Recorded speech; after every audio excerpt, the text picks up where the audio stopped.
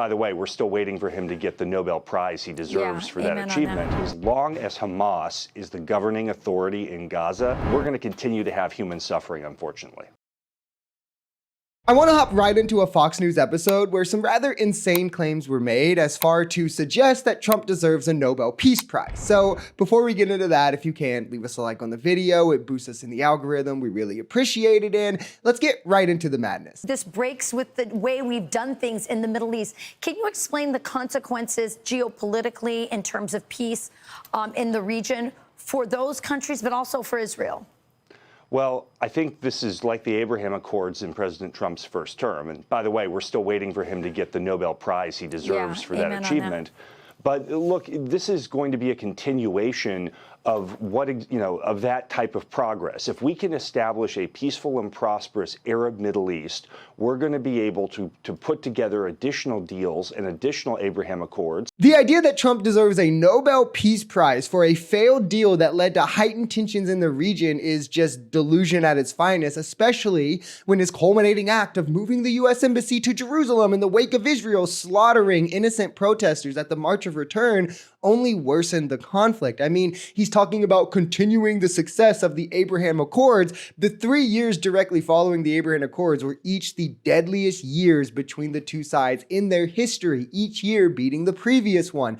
What is a single success of the Abraham Accords? I'm starting to think none of MAGA could even tell me what the Abraham Accords did. Like, one, they probably couldn't even tell you like what they actually did in hopes to meet their goal, but no one could tell me the success of the Abraham Accords, especially in so much that Trump would deserve a Nobel Peace Prize. It was an utter disaster that fell far short of his campaign promise of peace in the Middle East, largely because he left the Palestinians out of it entirely. What do these countries want? Are we back to a two-state solution?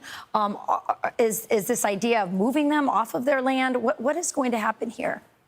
Well, I think what people saw from that clip is that President Trump, those of us who've worked for him or have been around him, he has a humanitarian's heart, and he is truly moved by human suffering. We see it in Ukraine, we see it elsewhere. So I think he is very sincere in his desire to find a solution here. But the reality, Rachel, is that as long as Hamas is the governing authority in Gaza, you will never have peace. And this is why Israel's approach, as painful as it can be to watch the images on TV, until Hamas stops using the Palestinian people as pawns in its attempt to hold on to power, we're going to continue to have human suffering, unfortunately. We're over a year and a half removed from October the 7th. All credible sources have the leadership of Hamas being practically entirely decimated. Those who engineered the attacks on October the 7th are almost definitely not living anymore. The idea that Israel has now killed over 45,000 Palestinians, the majority of those being civilians, almost 20,000 of those being children, destroyed over 70% of Gaza, done $300 million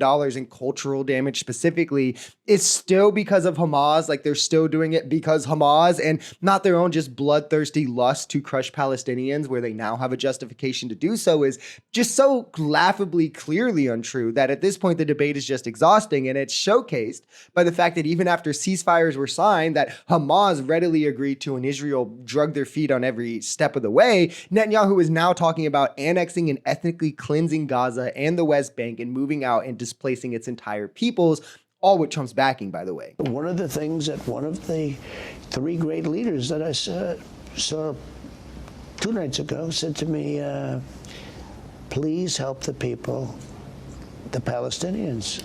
I said, other than the obvious, what do you mean by that? He said, they're starving. And he meant it with his heart. They're starving. So I've already started working on that. It's a deep problem, but we'll get it solved. To understand how fully despicable this is, let me just remind you that Trump happily and willfully proclaimed South Americans were victims of genocide, white South Americans specifically, and even now, when mentioning the Palestinians directly, does not use the word genocide.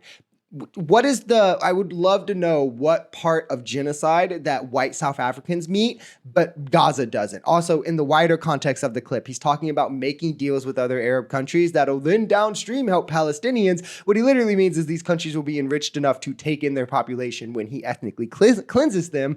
But on Fox News, you get to have the host tell you that this genocidal plan from Trump is empathetic, and he actually cares about this group of people because he's a nice, loving guy. But this is the same news station that employs Jesse Waters after he went on a genocidal rant saying that we should conquer and slaughter any country that we see fit.